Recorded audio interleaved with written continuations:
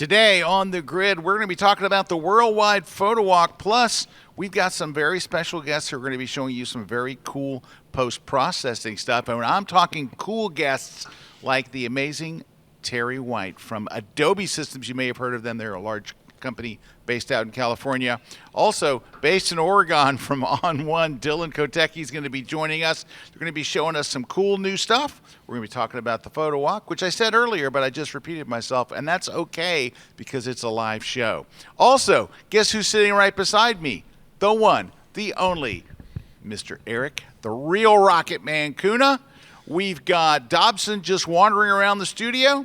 All kinds of fun stuff coming up today. I predict that it will be a fun day on the grid, and it all starts in just 12.1 seconds. Let's go! The grid is brought to you by Platypod, the tripod alternative that is changing the world. Everybody has a Platypod. You should too. Go to platypod.com. Hey, everybody. It's around 1-ish on the East Coast. One-ish. We're back. We had a week off because of the conference. Yeah. So the Photoshop World Conference was last week, and so we didn't have our general usual Wednesday fun. But we do have it today. We are back. Glad to have you guys here. We got a couple of very, very special guests with us. Yeah. So here's what we're going to do. We have lots of stuff to talk about, of course, and we are going to talk about the Worldwide Photo Walk. However, we have Terry White out in California right now on a very tight timeline, and Terry's got some cool stuff to show. So if you guys are okay with it, we're just going to launch right in. We're going to get Terry in. There he is. Okay with this. Hey, Terry. I approve this. Yep. What's going on? Anytime Terry can show us cool Anytime stuff. Terry shows us cool stuff, it's cool. I Well, I don't know if it'll be cool, but I'm going to show you stuff. You decide if it's cool. Oh, we're going to I don't know, Terry. You Terry. saw some cool stuff. I'm telling you, you blew people's mind with that colorization thing a few weeks ago. Oh, yeah, like all that. yeah. Like I've had a lot of people going, "Whoa, I learned this like the hard way," and now it's like just like plug it into AI and that's it. Like yeah, that's it. Boom. Seconds later, it's done. It's I know, crazy. it's Not crazy. minutes, seconds. I know. Well, Terry, we're glad to have you here. Thank you for cutting. I know you're super busy out there. So coming up in a few months is the Adobe Max content. Next month is the Adobe Max conference out in Los Angeles. Terry's out in San Francisco. They prepare for this thing months and months in advance. It is quite an amazing production. Yeah. The keynote itself is just mind-blowing. And Terry is a part of that. It's an event in itself. So he took some time out to show us some cool stuff. So Terry, I'm going to pass the mic to you. All right, let's see if I can get some sharing going here. What I'm going to focus on today is, since you guys are going to be walking around doing photo walks, you're either going to be walking around with your phone or you're going to be walking around with a camera and your phone. Because nobody walks around without their phone anymore. No. So I'm going to show you how to do some things on the go using Lightroom and Photoshop, and I don't know, maybe even Adobe Express. But anyway, at least Lightroom and Photoshop.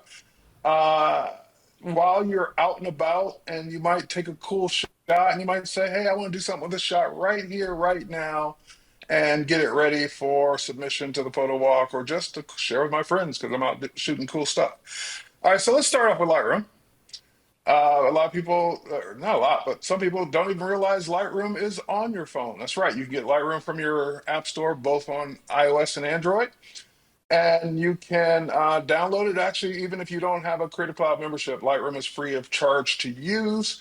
You won't get access to all the features, but at least you can start the process of playing around with it and maybe getting some inspiration from the things I show today. It is available also on iPad and even on the web. So you can go to lightroom.adobe.com in your web browser and access Lightroom. Now, for Lightroom Classic users, you can sync between the two. If you turn on syncing in your catalog, your main catalog in Lightroom Classic, it will sync whatever you've synced to your phone down to your computer in Lightroom Classic to continue working on it. All your edits that you've done in both places will go back and forth. So let's start off with one of my favorite things to talk about, and that is a big fist in Detroit. Nope, this is actually Joe Louis. Joe Louis Fist, it's a famous spot in Detroit downtown. But when I took the shot, I shot it in RAW, which, by the way, I just want to, or Scott will remind you guys that when you're shooting on your phone, especially on iPhone, you can switch, I think, Android too. You can switch to RAW, and that way you have the full quality of your phone sensor when you get back to work on your images. You're working with a large image instead of just your standard JPEG or high efficiency photo. So normally I would hit auto on this photo, but I'm going to switch over to profiles because on Lightroom we added two adaptive profiles. We adapt adaptive color on the bottom left and adaptive black and white next to it. And just look at this is the standard raw shot, nothing done to it. I'm just going to hit adaptive color. And just like that, shadows became alive. The image got more real. By the way, if it's so quick and you ever want to see your before and after, just hold your finger down on the image and it'll show you your before and your after. So just like that I got most of the way of where I wanted to be with just adaptive color. So adaptive color is pretty cool. And you can even adjust the intensity of it. So there's a slider for it. You can make it less or more just by dragging that slider. If you want to make it more punchy, you can do that. If you want to make it less punchy, you can go back that way. So check out adaptive color. And usually you're going to make a choice between adaptive color and hitting auto. The two conflict with each other, so you don't want to do both. But you might do adaptive color, then undo it, and then say auto, and then decide on which one you like better. That's what people typically do. Now, while we're here, and this is kind of one of those things where, once you start seeing distractions, you can't unsee them. And what's starting to bug me about this photo is this wire right here, this Yeah, I saw suspension that. wire. Yep. Yeah, Yep. see, once you start seeing that stuff, you can't unsee it. Nope. And it is, I would absolutely not remove it from this because that would make that would make the fist move. But on the photo, I can because it's not going to affect the fist at all. So I'm going to go to my remove tool, and I'm most likely from here on out, I'm going to use generative AI, but you have a choice. You can turn that off, and then it will use the remove feature that we've always had, and generative AI does it more intelligently. I'll put it that way. Now you also have a slider for the brush size that you can control before you actually start brushing. I kind of like that it shows you that on the screen, so you get an idea of how big of a brush you need before you actually start brushing. I'm just going to go ahead and brush this area. And I'm even going to overbrush a little bit, and that's okay because it's smart enough to know, hey, he's probably trying to remove that thing that's across the whole brush area. And just like that, it is gone. And of course, then you're going to say, well, do I need that intent up there? No, I don't. They probably need it, but I don't need it in my photo. And that intent is gone too. So just like that, we've cleaned that photo up a little bit, took away a couple of distractions. Again, you'll start seeing more. You'll say, well, there's some stuff at the bottom too. Should you get that? And if you're asking, the answer is yes, because then that means you see it. So same thing here. Oh, there's suspension wires there too. Should I get those? Yes, you should. So you can go in, and again, you can be as picky as you want because it's your photo, and removing these wires will not make that fist fall because you're not removing the actual wires. You're just removing the photos, the pixels. All right, same thing down here. Oh, I kind of like the lights. I'll leave those, but I don't need that thing, whatever that is. That stuff down here, I don't need that. And people might challenge you and say, "Well, Terry, that stuff's really there," and you can remind them if you go down there, it's still really there. I didn't remove it from reality. Stick it out of my photo. It's my photo. I get to do what I want. All right, so just keep those things in mind. Now, you also notice something new in the upper left-hand corner. It says update all AI edits. And this is because I worked out of order. I did that kind of intentionally because I wanted that to pop up. So what that means is, remember I did two things. I did the profile update and then I start removing stuff. So what that's likely telling me is that the profile update probably should have been done after I started removing stuff. So that's just a reminder, and you don't have to do a thing. You can leave it just like it is. But if you do tap the update thing, what it will then do is it will say, okay, I'm gonna fix the order. I'm gonna go ahead and apply your removals first, and then I'm gonna apply the profile update. And again, you don't have to do it if you choose to.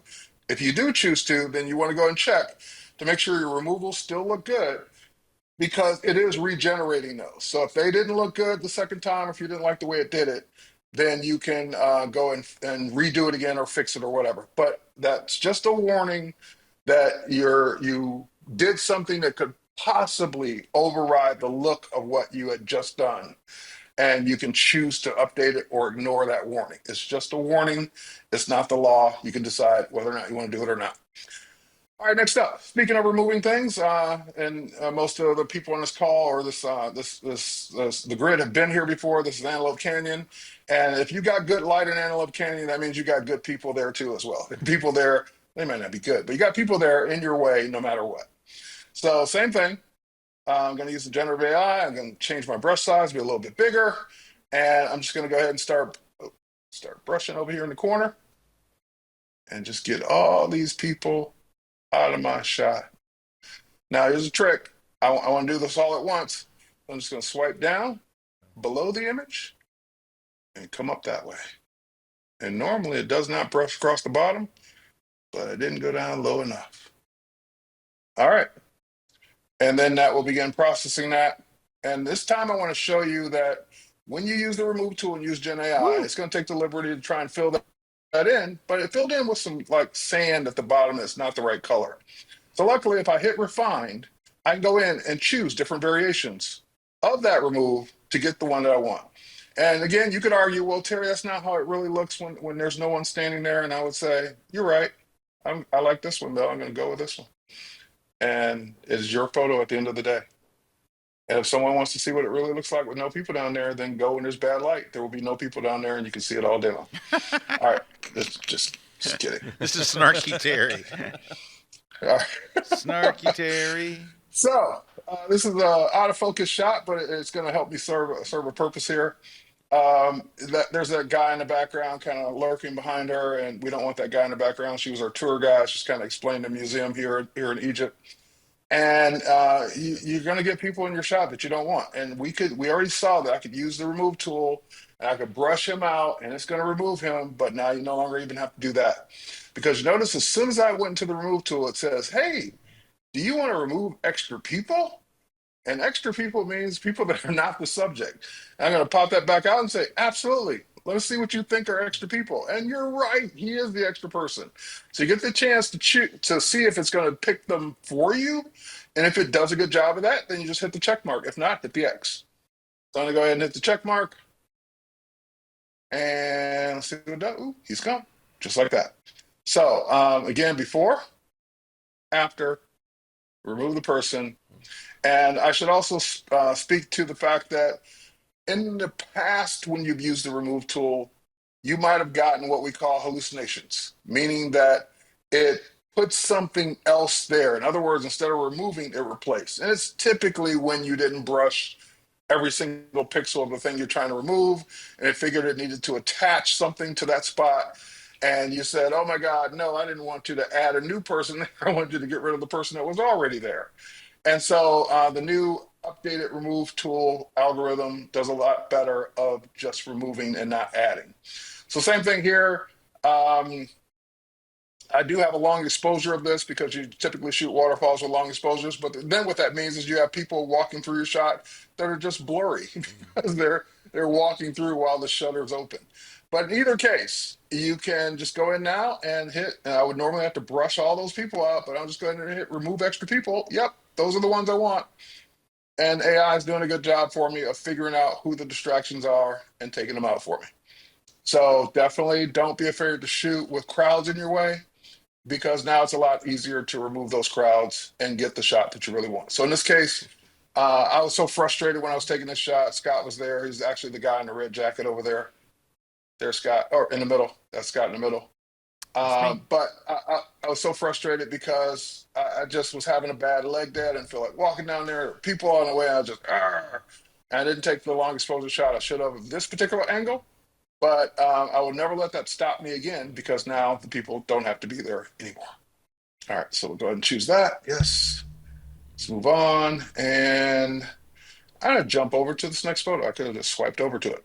Now, this is a portrait shot. It has already been retouched a bit, but I just want to show you that you can go in now and do some pretty cool portrait retouching things inside of Lightroom, even on your phone. And this is actually exclusive to the phone. This isn't even on desktop. You'll notice in the lower left-hand corner, there is a magic wand looking icon. And don't ask me why it's a magic wand. I don't know. It's actually Terry, called why is Quick that a Action. magic wand? I think they ran out of icon ideas. All right, so let's go ahead, click on the magic So what wand, you're which is saying is, actually, in this case, it is the quick actions. It is not from the magic wand from Photoshop. Don't go compare them. Anyway, next up, I want to go to quick actions. And what quick actions are for, and the reason they're on mobile, is because on mobile you are usually doing things quickly. Like you're on your phone, you shot something, you want to get it enhanced or fixed quickly, and then so you can post it. So you'll notice in the left-hand corner, first of all, there's the same auto button that you would have if you went into the regular edits. There's no difference between the two. But everything else is different. So you have enhance, subject, background, and retouch. That's brand new. It's sort of brand new. It's not been out, I think, even a year yet. But that is only on mobile. You don't have that retouch icon anywhere else. And you also don't have the enhance icon anywhere else. So let's go through them. What's enhance do? Well, when I go to enhance, this is really, I'm going to break it to you. This is really auto masking. It's figured out what the masks are in this particular scene, and it's created them for you if you move a slider. If you don't move a slider, it won't create them. But if you move a slider, it will. So there's subject, background, vegetation, natural ground. So those are the things it sees in this particular scene. So for example, if I go move the slider even by 1 degree for vegetation, it will enhance the vegetation in this scene. And when I'm done, wherever I leave that slider, there will be a mask for it when I go over to the mask panel. So same thing for background. I want to darken that background a little bit and darken that background a little bit, and there will be a mask for it. I can go do more things to it. Same thing for subject. This is pretty cool. I love this one because this is just kind of like a slider for auto subject. So this is letting me just enhance the subject by either darkening, lightening, and just enhancing the subject separate from the background. So I really like that, especially with people. And then you're starting to see some of our landscape masking appear here, like natural ground. So there's the natural ground. It's not so natural, but there's a ground there. And it's not doing a perfect mask with that, but it gives you the ability to adjust the natural ground. Usually you're going to tone that down because you don't want it to stand out above your subject. All right, so now when I hit OK on that, just to prove my point, if I go over to masking now, look at all those masks it created. So you've got masks there that you don't have here. You don't have any of the landscape stuff here. You don't have any of the portrait stuff here, but you do have them over there. So even if you can't create them here, just move the slider 1 degree and then go over to the mask, and then you can do everything else you do with masking. You can do color, light, effects, detail, optics. So just to go back to that. All right, so let's go back to quick actions. We did enhance. Now let's go to subject. And this is specifically for the subject. So it's selecting the subject automatically and then letting you do more. So if you want to adjust the exposure, saturation, and there's also presets. So you can just make the subject pop, light, warm light, balance contrast, soft, cool soft. Vibrance, my favorite. I love me some vibrance. I always use that one, and just bring it back just a little bit because it's usually a little too much. Glow. I guess that'd be good for Halloween, but we're not going to use it today. So we're going to use vibrant and just tone it back a little bit. And yeah, that's where I want to be. All right, and then separately you have background, so you can just adjust the background. So basically, subject is your main subject, background is everything else, and you can do the same thing. You make the background more subtle, make the background and it's activating lens blur because it's using lens blur for that. So it's just kind of doing a lot of automation for you because you're on your phone instead of making you go do all of these things one by one. Strong. And by the way, I should just simply say that. These are all the lens blur things. So strong, geometric, bubble, ring, those are all the same things you would have in lens blur. It's just doing it for you here to the background. Because for people that are new to this or new on their phone, they might not even know what lens blur is. So this is just hidden under a category called background to be able to do those things. And then last but not least, my favorite aspect of this quick action for people is retouch. And you'll only get retouch if there's a person in your shot. You won't get it if there's no people. And even if there are multiple people, they've enhanced it now to where you can pick which person you want to enhance and just work on that one person. Otherwise, it would do them both at the same time, or all three, or how many other people you have in your shot. So, for example, if I go ahead and just tap on skin, her skin's perfect. I don't need to do anything to it. But notice it's zoomed in. Again, I don't need to do anything to the skin. I'm just showing that you have this ability, and I can lower the skin smoothing or increase it. Again, don't need it at all, but just pointing out that it's an option. All right, same thing with hair. Hair I will play with because it's just kind of cool to be able to see it. Let's go ahead and zoom in a little bit more on the hair. And I love me some detail in the hair. Look at that. It's just basically adding sharpening to your hair and being able to just mask that and do it automatically instead of you having to brush it. It's just super, super cool. Now she's got on white clothing, so clothing's really not going to do much. I'm not going to be able to really see a big difference between the two. But if they got on colors, you definitely want to try the clothing. And of course, we have eyes and teeth. Eyes can be a little too much, so I would not go overboard on this because it can make the eyes really pop and really stand out and really have detail and actually look like it's too much. So pull that back a little bit. It's great to add a little bit of it, but not too much. And then teeth are perfect. Perfect. Don't need to do anything with the teeth. But if you need to brighten them, you can. That's too bright. Don't go that far. Just to show you that contrast, look at how much less the teeth are bright compared to that. And that's Oh yeah. way, way Mm-hmm. too much.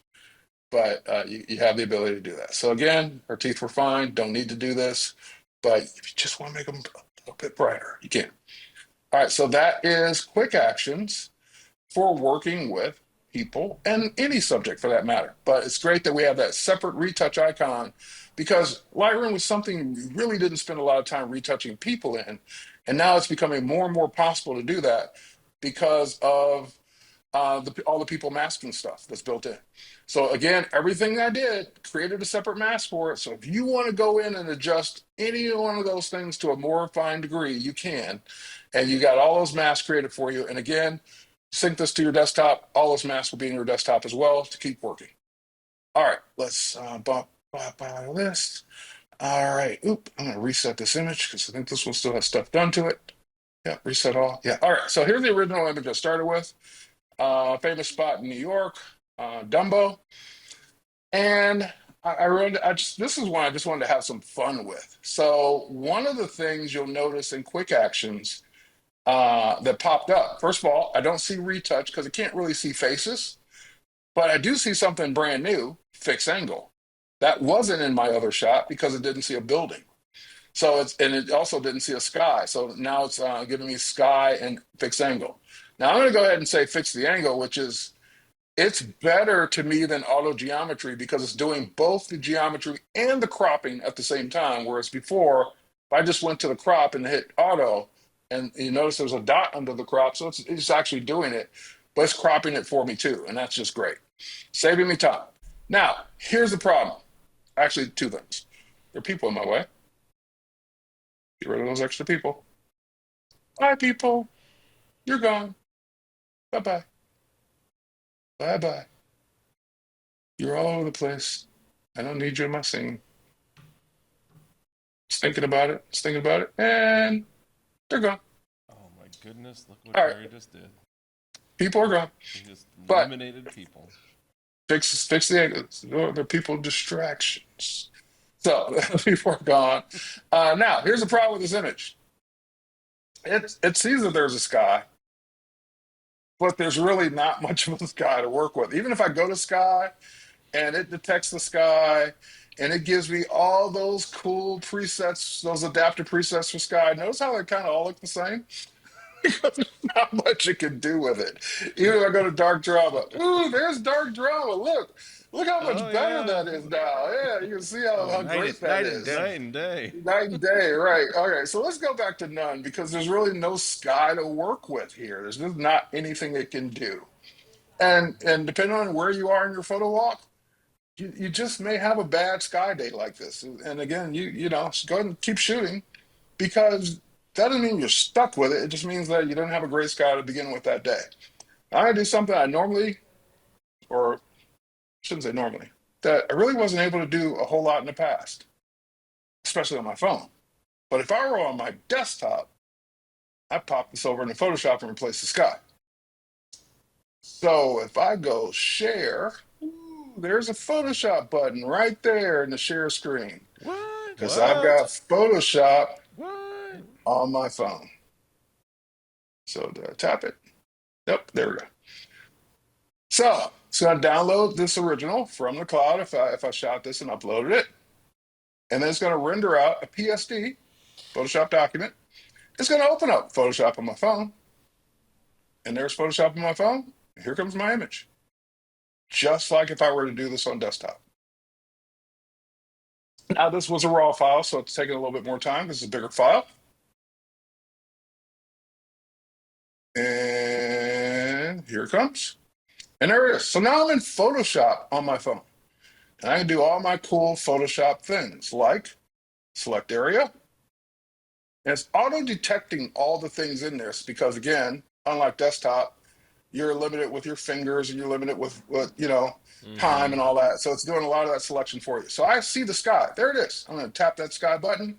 It's applying that to the selection. I can add more things to the selection if I want, but I only want the sky.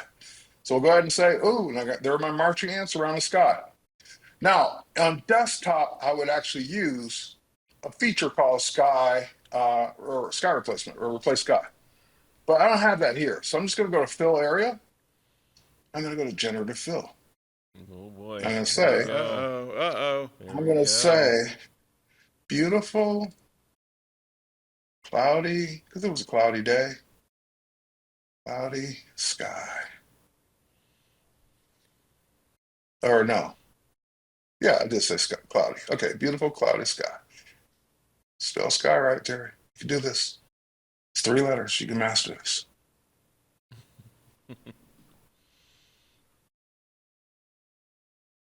I'll be just as surprised as you because every generation is different. And done. And that's not much different. No. That one's better. That one's better. That one's better. Mm-hmm. And if I don't like any of those, generate again. Pull that lever one more time. See if we get some better ones. That's what I kind of like. It's like gambling. You just kind of like pulling the lever. Yep. There we go. Now get some drama. I'm going to stick with that one. I kind of like that one.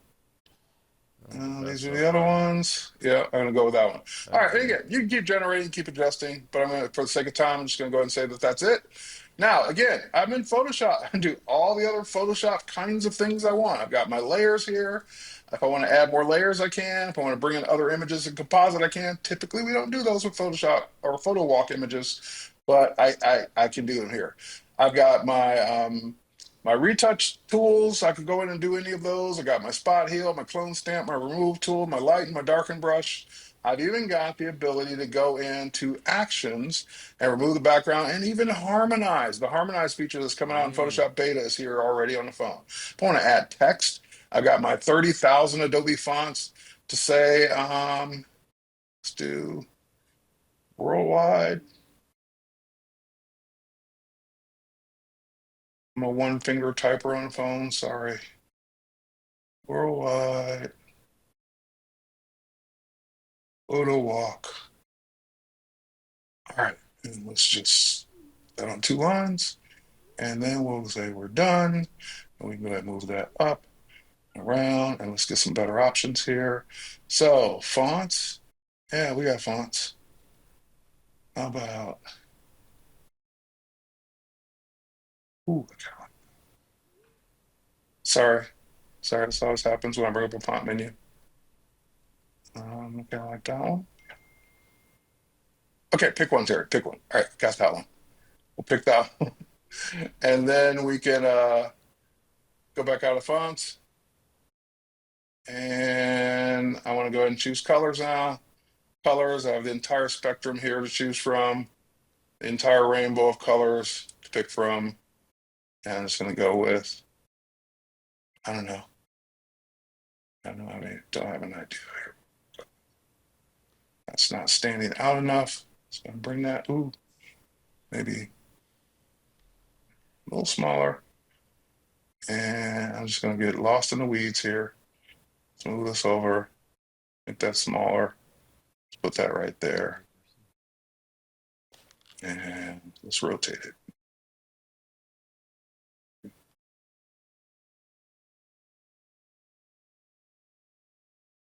All right, cool. Worldwide photo walks there representing.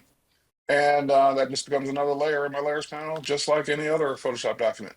So I can keep working on this, keep playing with it. I'm gonna go back to Lightroom. So I'm gonna save out the layered Photoshop file, put it in Lightroom in the same album, right next to my original. And when it syncs, it'll sync down that layered Photoshop file to keep working on in Photoshop on my desktop as well. And that's just a few of the things that I had time to show you that you could be doing while you're out and about, while you guys go to lunch after your photo walk. You can immediately start working on your images. And all the new phones have USB-C, whether iOS or Android, so you can plug a card reader right in and bring in the images from your regular camera as well. Excellent. Hey, Terry, So, we have just one yep. quick question. We had somebody ask Sure. real quick. I know you got to go. Oh, yeah. The question is, where did it go? It was there, right there. So there's, so Dave's asking, so Terry, if I have the Adobe Creative Cloud, which I do I download that or just Lightroom Classic? You have to download the You don't need to download Lightroom Desktop. You can download just Lightroom Classic, Right. and it will sync to Yeah. Lightroom Yep. Cloud. Yes. There you go. Okay. All right. Well, Terry, thank you so much. I appreciate All you right, taking so time here's out. our original, and here's our after. Nice. So- There you go. In Lightroom, right there, ready to work, ready to play. But All right, But the and- original, that was after you did the fixing the building because the buildings were leaning. And so your Correct. So before that was picture- with its updates. Yeah. So here's my Yeah. before. So there's my before in There you Lightroom go. without anything done to it in Lightroom. That's where we started, and that's where we ended in Lightroom, and that's where we ended in Photoshop. Nice. Very nice, Terry. Thank you so much. We appreciate you dropping in and sharing all that stuff. We are going to take a quick break. When we come back, we've got Dylan Kotecki, who's going to be joining us. We're going to talk about the Worldwide Photo Walk, which is coming up on October 4th, Saturday, October 4th. Stick around. We got a whole lot more coming up. Don't go away.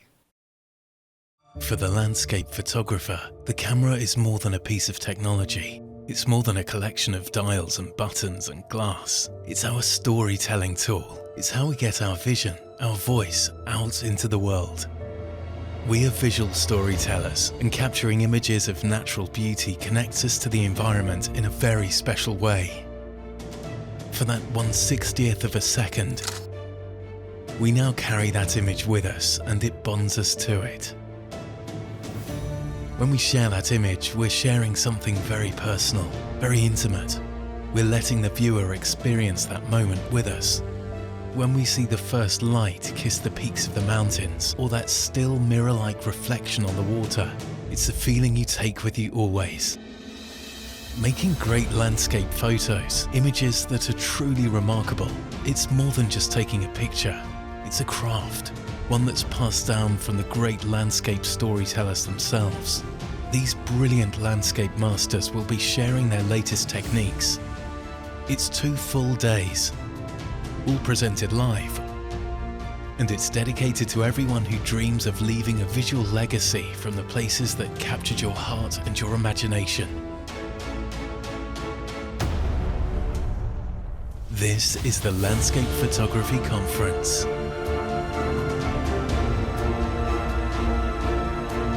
The next step in your landscape photography journey is about to begin.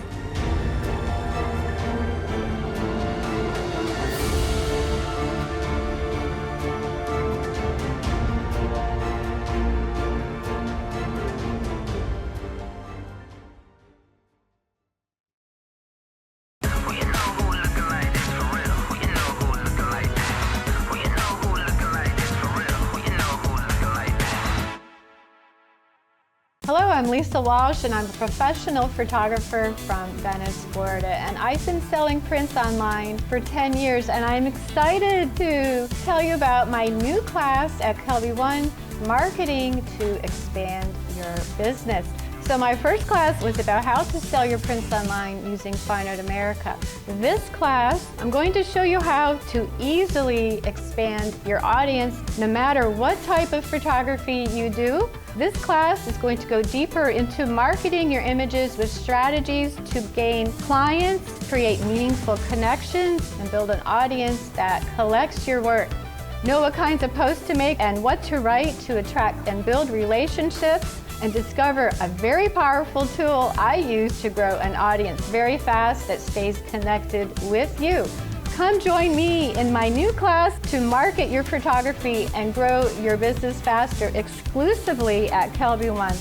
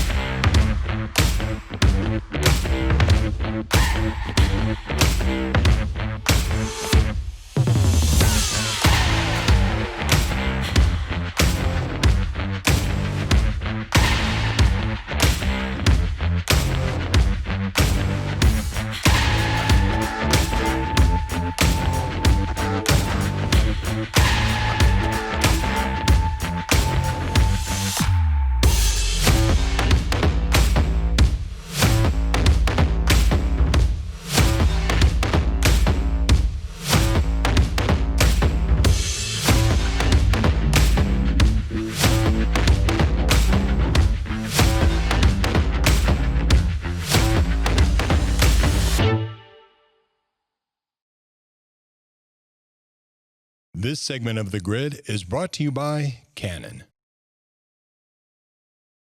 Hey everybody, Scott and Eric here, We're back. and just want to talk a little bit about, we've mentioned the Worldwide Photo Walk, but we really haven't talked so much about what it is.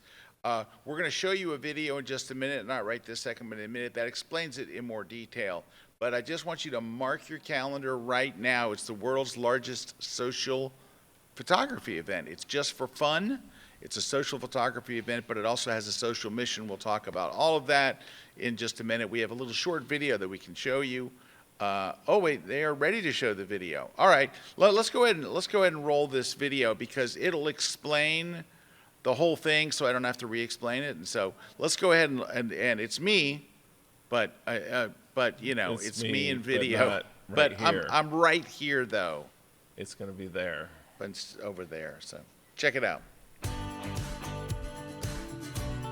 Hi, everybody. I've got some really exciting news. On Saturday, October 4th, photographers in cities all over the world are coming together to be a part of something very special. It's the Worldwide Photo Walk. It's where for 2 hours in each of these cities, local photographers meet up.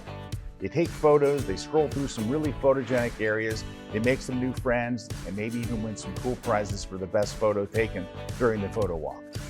It's my 16th annual Worldwide Photo Walk, and it's the largest social photography event in the world. It's free, and you're invited to join in the fun. Here's how it works. Go to worldwidephotowalk.com and use the search to see if there's already a photo walk organized in your city. There's a pretty good chance there is because some years we've had nearly 1,000 walks in cities all over the world. Your walk leader will pick a spot for everybody to meet up to start the walk.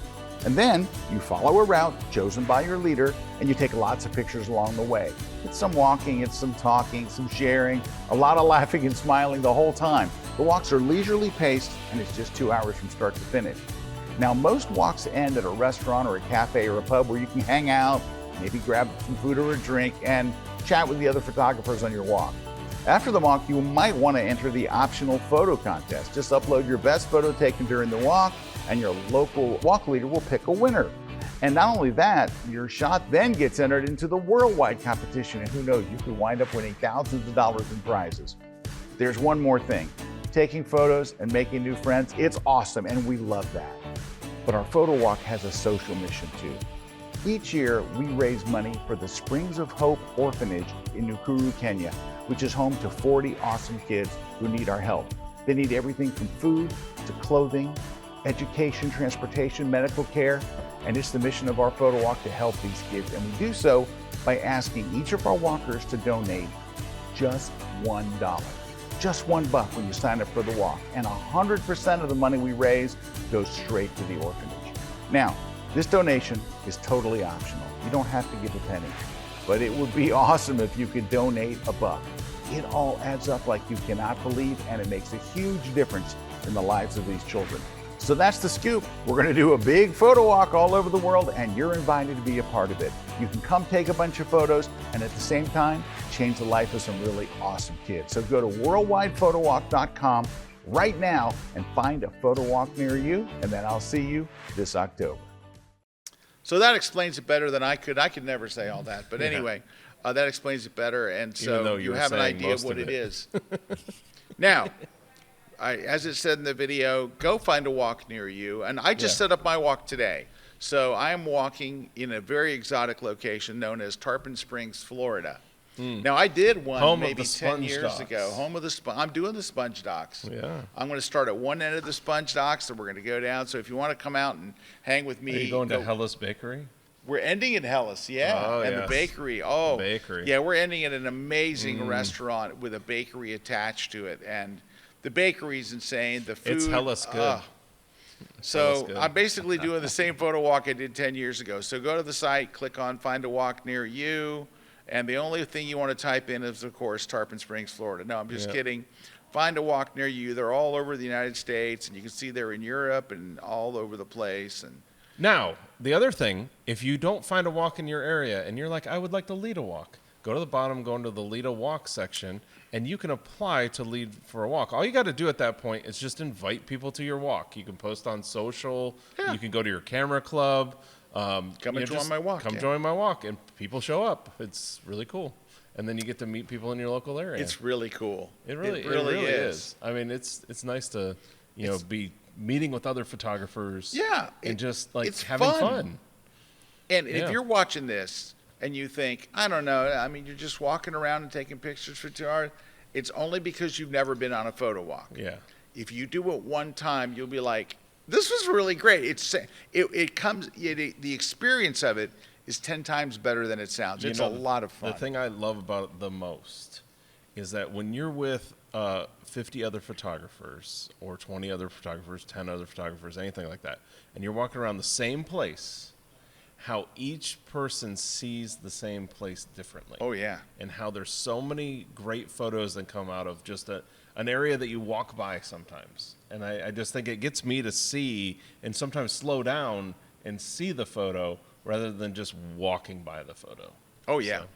All right. So we have a guest standing by, but before we do that, we haven't mentioned what our prizes are today. No, we did not. We were right into the Terry White show. And so we have prizes. So we have two major sponsors that are sponsoring the photo walk this year. Of course, Adobe is one of them. Yep. But also so is ON1 Software, and both of them are giving us some great prizes. But let's go ahead and prizes for the grid today. We have a Platypod Extreme that we're giving away.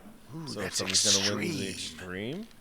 And then the digital photography book. Yay. So you can get that over on Amazon as well. And the night photography book. From Kuna. Which you can see on the ratings there. This book, just so you know, is completely useless. I've got a review that is completely useless. Oh, come on. So this is a completely useless book. That's just somebody that doesn't like you. I know. Because I'm telling you It's what, this okay. book is fantastic. It's okay. It's oh, great. come on. Completely useless. It's Oh. okay. It's okay. But if you want to pick up this completely useless book, you can go over on Amazon. Not useless book. This book's completely useless. Yeah. So Oh, there you go. come on. It's okay. It happens. And then we're giving away a V-flat from V-flat World. V-flat from V-flat World. Oh, you can get, everybody can win on that. You can go over and get Kelby 10 at checkout, and you can get 10% off.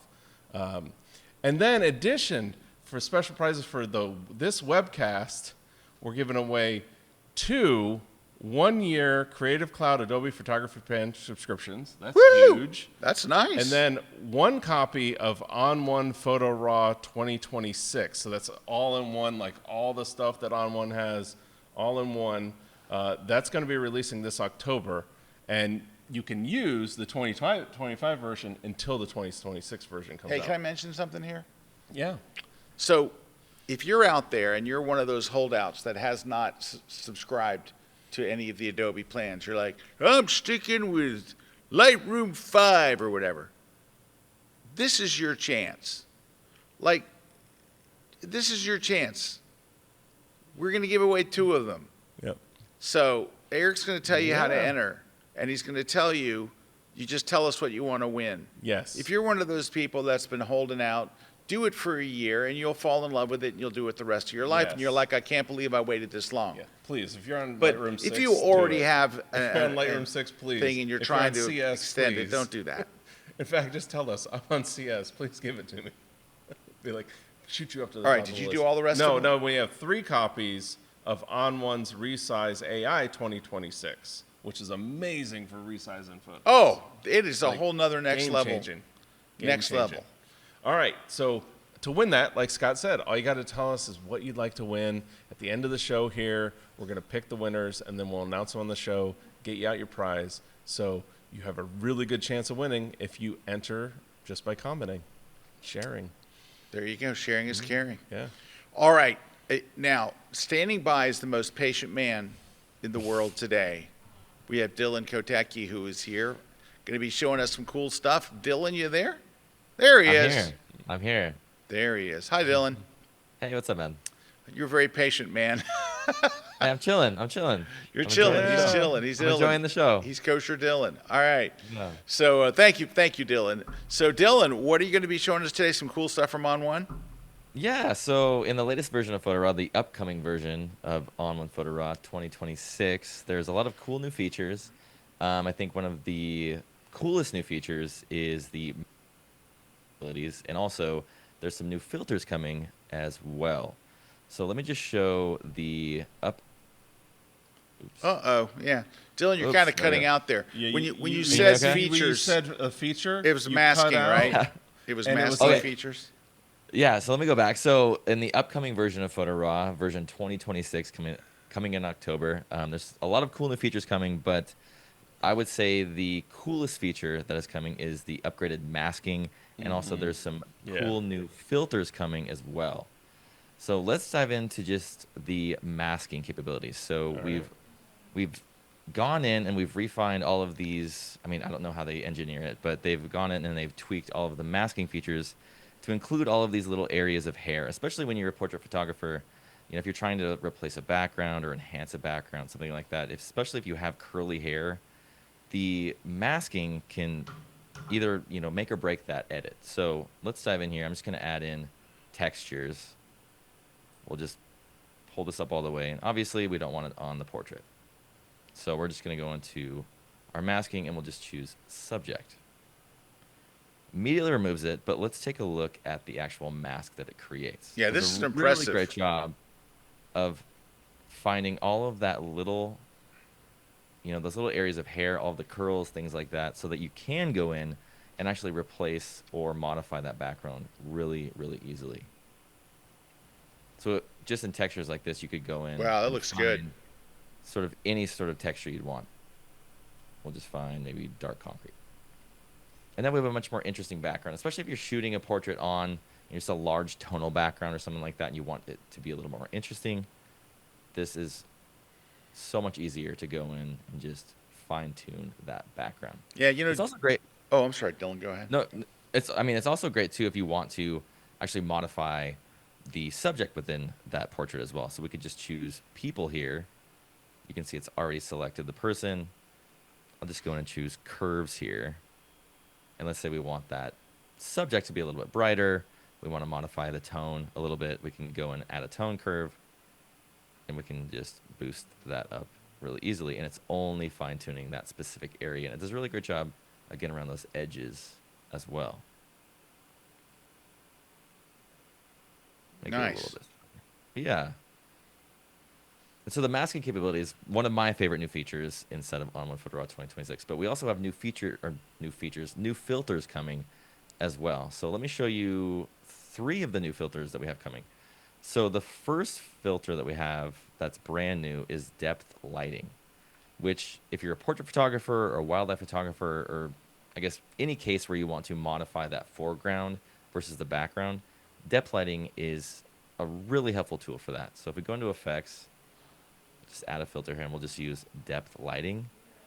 So it's automatically going to detect what's closest to the camera and what's furthest away. So if we go in here and we'll just go into the filter, we'll pull up on the foreground, and it's going to just modify that area that's strictly closest to the camera. And if I zoom in here and I turn this off and on, it's not actually modifying that background at all. Oh, yeah. It's just modifying the things that are closest to the camera. And you could do the same thing with the background as well. If you wanted it a bit darker to create that separation between the two, you could pull back on the background and you could darken that to create that separation between that subject and that background as well. So that depth lighting feature, really awesome filter for just, especially portraits or wildlife where you're just wanting the things that are closest to the camera to be illuminated. If you're shooting in poor lighting, things like that, it really, really helps to just give that subject a little bit more light within that filter. Next filter, I'm cruising along here. I should have done the Terry route. Other filter that I really enjoy is this motion filter. And this is a bit more creative, things like that. But let's say this is a cool shot. But one of my favorite types of photography, if you could say that, is one of those where you pan across the scene and you capture the subject, and then the rest of the area is blurred with that motion. So now you can go to effects. We'll just add this brand new motion filter. Now it's going to apply motion to the entire scene, but what you can do is you can go to this protect section. So we'll enable protect, and that's going to protect the subject within the photo. It's going to analyze the image. It's going to detect the car within the photo, and then it's only going to apply that motion filter to the background behind. It's thinking. It's like I'm usually looking at portraits. What's it thinking? It's thinking, why am I looking at a car rather than a portrait? Yeah. No, this is good. Using AI magic though.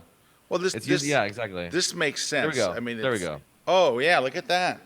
So then we can pull up on this and create that, that motion blur behind the scene.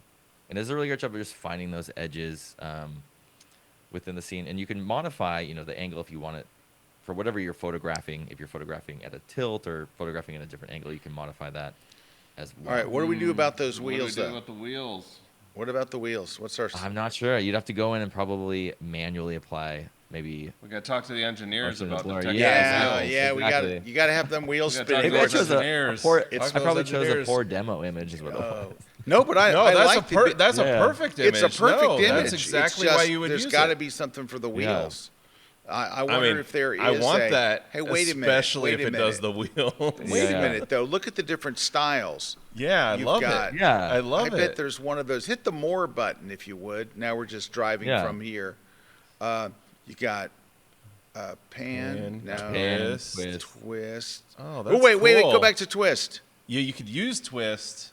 Can we use a small twist? Is there a way to decide the size You of could the probably twist? paint that in. You could probably paint that in to right into the wheels. Yeah, just I think that. Yeah. We gotta I go think back. that- We gotta go back to those engineers and say, make those wheels spin. Make those wheels spin.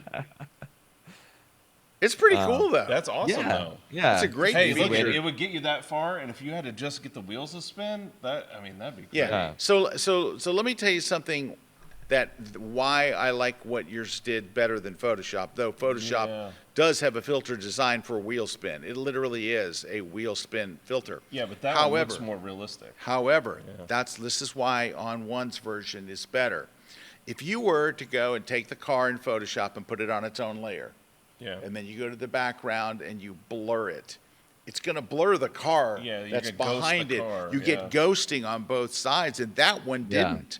That one did not ghost, and I think that's what it's. Well, and it even had the realistic of like the zooming up and zooming out in terms of the edges. Like I could see it was like more of a realistic. Yeah, it looks motion very blur. realistic. If you use motion blur in Photoshop to blur the doesn't look the background, same. it's always you kind of know it's kinda know. motion blur. You You look have at to- it like Eric and I. Well, can here's the look at it thing. and go, In Photoshop, if you start out with an image that's got a little bit of pan, you can make it more. But if you start out with no pan, it looks fake. Same thing with long exposure.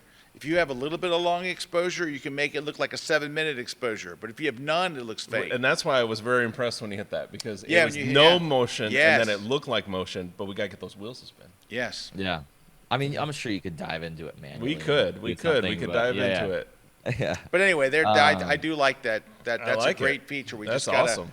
You know, Yeah, just but easy way to Dylan, get creative. this will give us something to work on. Yeah. Let's work on Yeah. how to make them wheels spin. I know it's in there. Yeah, we got to do it. For sure. There's a lot of spinning going on. That twirl, I think the twirl's going to be The the twirl, answer. yeah. Yeah. Great way to get creative with your photos. Yeah. Last filter, and I actually showed this in the podcast yesterday, but let me grab this image here.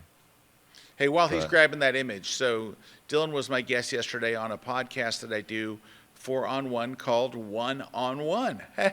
Yeah. And Dylan has been on the show numerous times, and he always has great stuff. You can go watch it on YouTube or Yeah. on my Facebook page. There's a bunch of places that it's posted over on On1 as well. But it's a fun podcast. We go 30 minutes, and we do a keyboard shortcut. We feature a photographer. I show a tip, and then Dylan comes on and does stuff as well as a guest. And so, anyway, it's called One-on-One. Get it? One, the O-N-E. On-one. One-on-one. Totally got it. Totally. Okay, All right, so the Dylan, you're last- on. Yeah, the last filter, especially if you're a wide angle photographer, you're photographing a landscape, sometimes that background can just get a little bit minimized. And so the latest filter that we have, and I didn't even know this was a thing, but I guess it is a thing where you can add a split filter onto your lens and it will magnify the top half or bottom half of your photo, which I didn't know that was a thing, but we It's a now thing. have Yeah. split field. Yeah. So you can modify where the image is magnified, and then if you go in here to the actual yeah. filter, you can raise up the scale to make it larger. And then the great thing about it is you can actually drag this over and down to make it more natural. yeah. and seen. Oh, look at that. Neat. So if you have, just, mountainous background, something like that, and you just want them a little bit larger, you can magnify them really easily with just that split field. Right, because just for those of you who aren't familiar with shooting a lot of wide angle, the wider the angle, the further it pushes the scene away. Yeah. So while you're standing there, the mountain looks huge. You take your wide angle, and then now the Tiny. mountain's And you're like, way "What back in happened the to the mountain?" background. Yeah. Yep, that's Yeah. nice. I like that I split like field. that. Yeah, quick and easy, really great filter for just magnifying. And then what's great about that is that's doing that in a couple buttons. What you could do in Photoshop, but it would take a long time. yeah, it's just really takes a easy. long You time. just drag Yeah. where you want it to be That's magnified. awesome. Oh, and that's then- cool. That's cool. Yeah, Love that. really. All right, well, Dylan, thank you so much for coming and sharing. Where can our viewers go see some of your work? Do you you got an Instagram page? Or? Yeah, my Instagram is @Dylan, but also I'm on. Oh, unfortunately, Dylan is frozen. Right when he's talking about that, he's frozen. All right, We could probably bring up his yeah, it's Dylan Instagram. Kotecki, Kotecki, I think. Let me go check it. We'll find it on Instagram. It's like dun dun dun right then. Kotecki. Oh, Yep, you're coming unfrozen. back. You're unfrozen. back. Okay. There it is. So there it is. We just found it. There it is on screen. It's Dylan.Kotecki. I spelled it right. I'm very proud of myself. And I see a dog. You got a dog. That's a dog. He's got that dog. Anyway, go follow him right now on There you go. on the gram. All right. Thank you again, Dylan. Thanks for so much for sharing all that stuff. There, it looks like next month we got some cool stuff. Yeah, that's for sure. All right, we got to take a short break. When we come back, we've still got some shout outs. We're going to talk a little bit more about the photo walk and some other stuff. So stick around. We'll be right back here on the grid.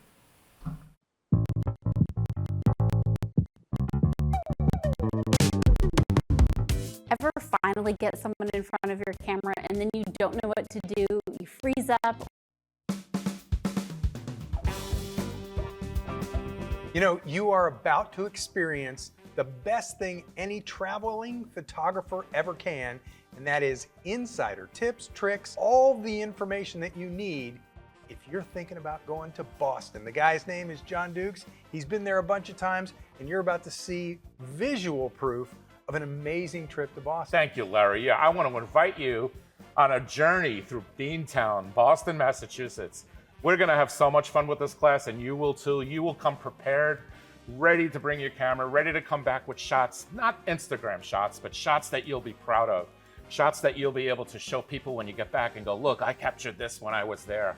We're going to talk about gear. We're going to talk about composition. We're going to talk about how to remove people from your shots that you don't want in there. You will see fantastic places. And one of my favorite things about John's classes is all the hidden places, those places that you don't know about.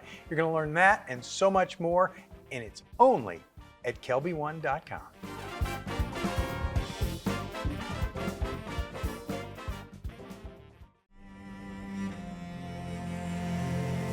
Howdy folks, Moose Peterson here in what's been my playground for decades, Yosemite National Park. This is part of KelbyOne's National Park Series, and we've got something very special for you. Well, whether you're a first-time visitor or you've been here many, many times, it's gonna be new every time. We're gonna start off at Tunnel View, a place that's gonna get you revved up. We're gonna take you up the trail to Yosemite Falls. And we're going to take you up personally, intimately with these places. Where do you go? Where do you stop? What cameras do you take? What lenses? How do you make it really simple and easy, not complex, so you take in all the places here, and that comes through in your photograph, your passion, your love for being outdoors, and of course, Yosemite. So come along. This is going to be a marvelous class for you to get inspired. It's going to be exclusively on KelbyOne.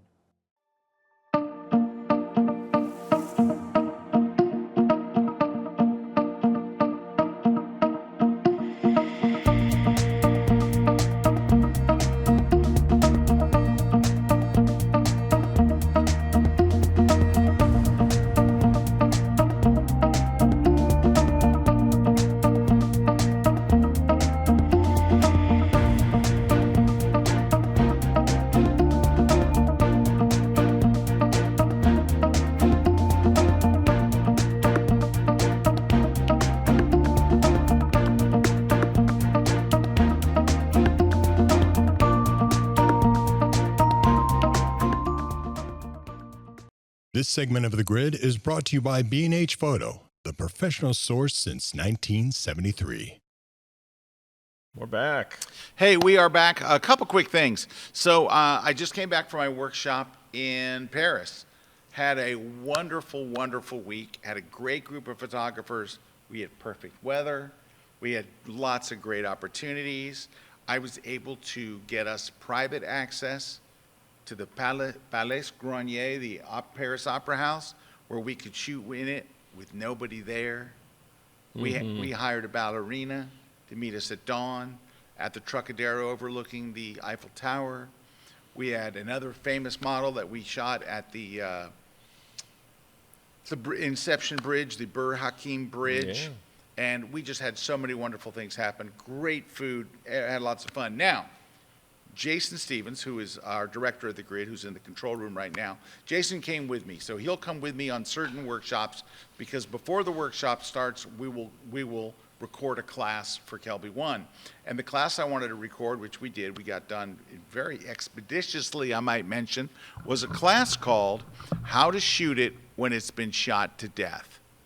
I get this question a lot in travel photography. Yeah, you're going to Paris and it's been shot to death. We're going to shoot the Eiffel Tower. How am I going to shoot this thing? We did an entire class with ideas for you to come back with shots of the Eiffel Tower that actually feed your soul and make you feel good about yourself as a photographer, instead of doing the standard, I'm going to stand in front of the Eiffel Tower at this shot that everybody takes and take it. Though we did talk about that.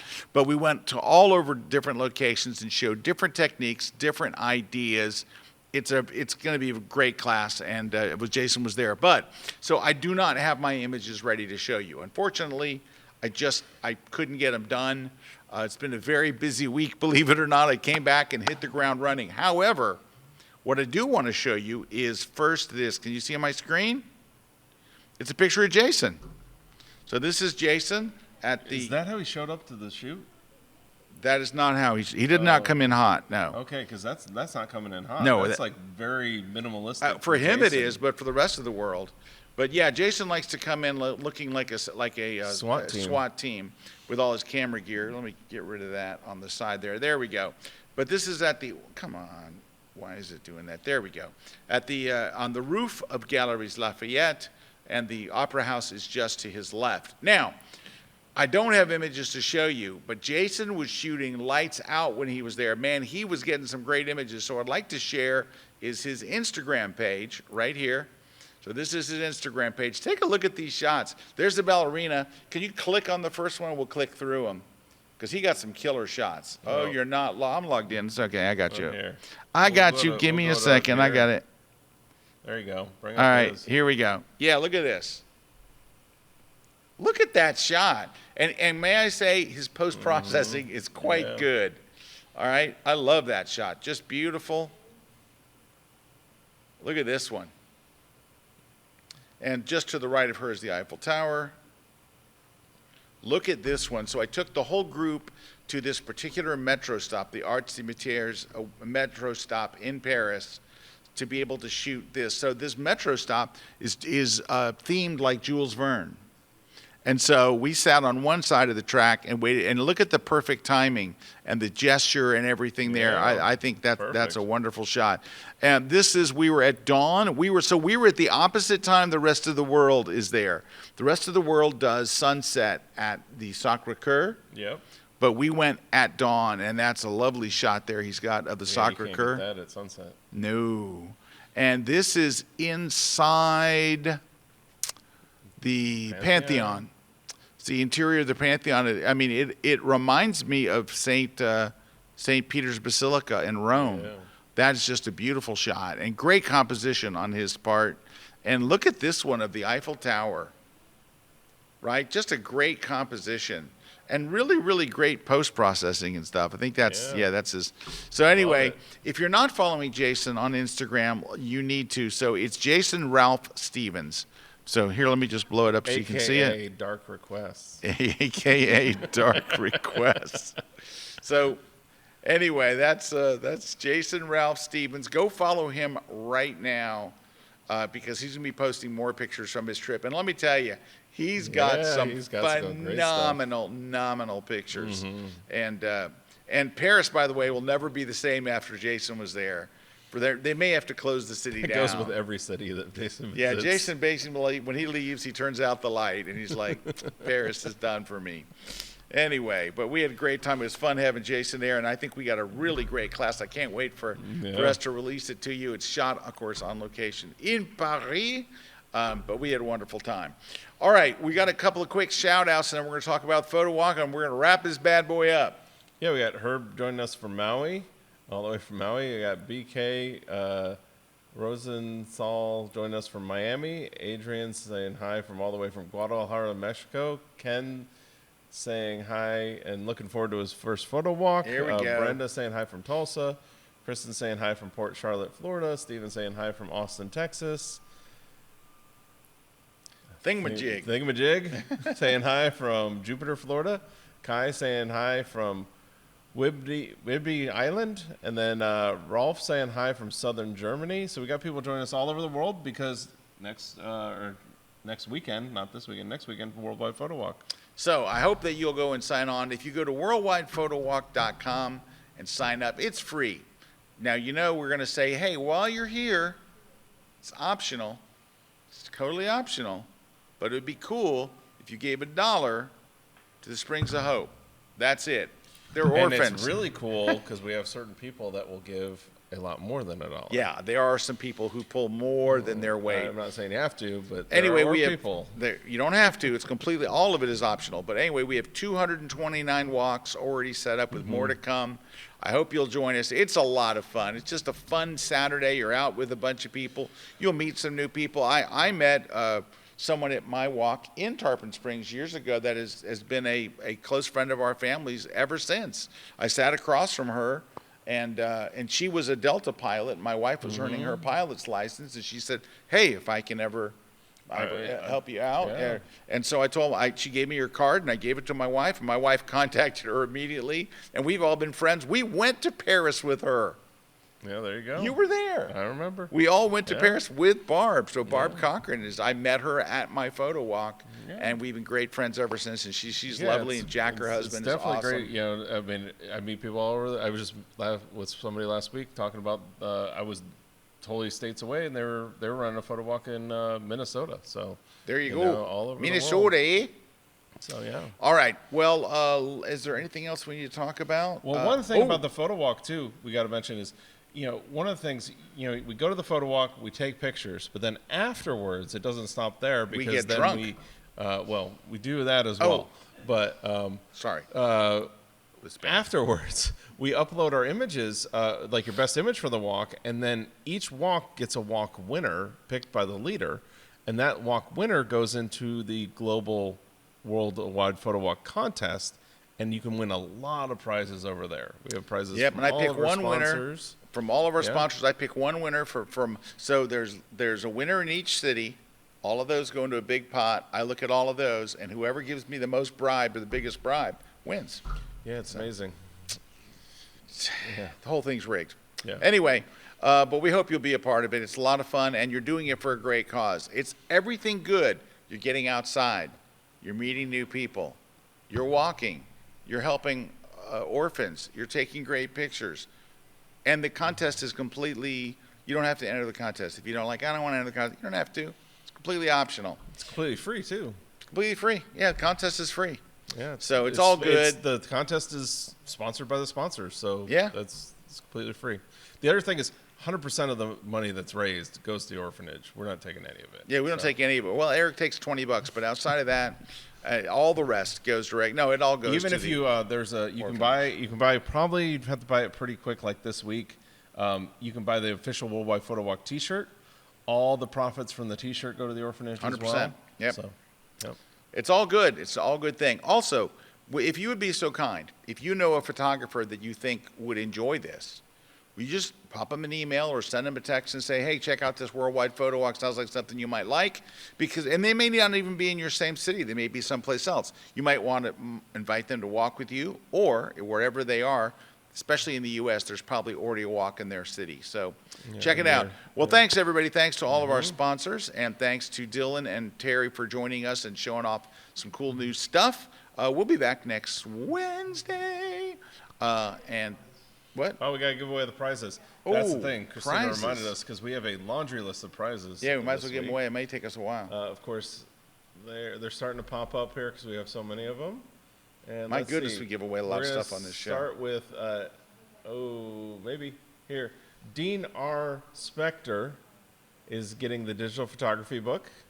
Elizabeth Whitcomb is winning the night photography book, the useless night photography book. And then the Marianne Thompson Huddleston. That one's it's really fine. Marianne Thompson Huddleston. I really could have, or she wants On1 No Noise, so she's getting that one. Norwich PG is getting the V flat. That would be useful. And then Jeff Shy is winning the Platypod. And then Wixway is winning the Adobe Creative Cloud Pro 1-year subscription. Elena is winning one of those Creative Cloud subscriptions as well. Then Diane E. Beck is winning the On1 Resize. Great Spirits is winning the Resize as well. And then Orangutan Airman is winning the Resize as well. So there we go. What you're going to do is just email us over at gridprize@kelbyone.com. Send us your information. We'll verify your information, and then we'll send you out your prize. So just please try to do that by this Friday. Awesome. There we go. All right. Now can I say thanks? Yes, now you can say thanks. Right, Christina? Oh, we're clear. We're clear. Thanks, everybody. We'll see you next Wednesday. And don't forget to tell your friends about the Worldwide Photo Walk. I had one more thing to say, but wait. Can you bring the jib back down? Bring it back down. Thank you. I want to check something, make sure. Hold on. Before I say this. No, we're okay. All right. Hear me out. In November, I'm doing a workshop in Sydney, Australia, and I have one spot open. Just one. If you want to join me in Sydney, Australia. Sensational Sydney. In sensational Sydney, because what my workshop's going to be called, because it's sensational. Sydney is wonderful. I've been there. I did a photo walk in Sydney. It's wonderful. If you want to go to scottkelbyworkshops.com. That's scottkelbyworkshops.com, and grab the last ticket. There's one spot left, and I have a great group of photographers already signed up, but there's just one left. And you get to go with Mimo too. Yeah, That's and always Mimo's an adventure going with Mimo. Mimo is the best. I'm telling you, he has an eye. He has got an eye for composition, and he will teach you. Yes. He teaches his black and white technique, which is kind of famous. He I teaches bet it all. in Sydney, he's gonna rock that. Oh He's yeah, gonna rock that. he's gonna be all over it. So anyway, that's coming up in November 17th. It's the week before Thanksgiving, so you're not going to miss any of the Thanksgiving holiday or any of that stuff. It's going to be a lot of fun, and there's just one spot left. Do you want to go? Is it a bucket list thing for you? Sydney was always a bucket list thing for me. Now I went and I loved it. I was like, I would love to do a workshop here, and son of a gun, this November I'm getting the chance, and I hope that you'll be with me because we're going to have lots of fun. We're going to take lots of great pictures, lots of surprises. Wait, I got something. Wait. Speaking of the book, right? Wait. I do have something I had to show because I thought this was really cool. Is it that picture you were showing me No, earlier? no, it's so useless. So the cover of this book, you look at it right here on my screen. You got it? Cover of the book, yeah. So I was with Jay Gramman, who runs the Black Hills photo shoot. We know him. This is Jay. And it was this weekend. So we took a group of photographers from there out to shoot the same barn that ended up being the cover of the book. Well, I thought that was really cool. And these are the shots that a couple of the attendees got. So these aren't my shots. Right, these are people who have never shot it before, right? Never shot a Milky Way. This is what they got, but then when we processed it, that's what we ended up with. Nice. Right? This is what we got. And this is pretty light polluted, but we were able to pull out this out of the shot. Ooh. So, and that's all one exposure. It's all techniques in the book. But, I mean, I guess it could be useless. So he's not going to let that one left a scar. Hey, can I say something? No, I think it's funny. I think it's funny that it's completely useless. All right, but can I say nowadays. this? Can I say this? I've been writing books a long time. I know. I've written 109 books. No, I get it. That particular comment, can I tell you who it is? It's a person who thinks they should have written the book. Yeah. It's always a person, because if you go read his comment, you're like, you know what that is? That's an instructor or another teacher that's pissed that Erik got to write it. It's okay. Like, I'm telling you, everybody else gives it 5 stars. Every person reads it and goes, oh, this book is amazing. And this one guy's like, I didn't write it, 1 star. Come on. We're doing this a minute. Yeah. We can sniff those out all day long. That's why Erik's laughing about it. I do agree with you, because one of the comment was around that you can't capture some of these images that without were a shown telescope. with a telescope. I can tell you can, because I've done it. And I talked about it in the book. Every photo in the book yes. was not taken with a telescope. It's okay, though. It's okay. I get it. Come on. But that's what it is. Yeah. It's a frustrated non-author that doesn't understand how his brilliance isn't showcased in the book, but Erik's is. No, but really, seriously, I love doing this stuff. I love being out there with the people. I couldn't believe on this one, we had, this workshop, we had 24 people shooting this barn all at the same time, getting amazing shots because we were using a technique called low-level light painting. And it's so cool. I have a class over on KelbyOne on it. So you can go see how to do it and all that stuff. We even have a course on light painting at night where we did that at a ghost town where we didn't even do the Milky Way. We just did light painting at night. So we've got that class over there. And what I love about it is that we could all do it all together. We were having a blast out there getting it done. So it was really cool. I thought that was awesome that we had that many people. So. Well, we extended this class, this great episode, didn't we? Yeah, there we go. All right. I love you all. Bonjour, madame et monsieur. No, it would be bonsoir. Bonsoir. No, it's still bonjour. It's bonjour for another somewhere. It's 37 bonsoir. minutes. Bonjour. Au revoir.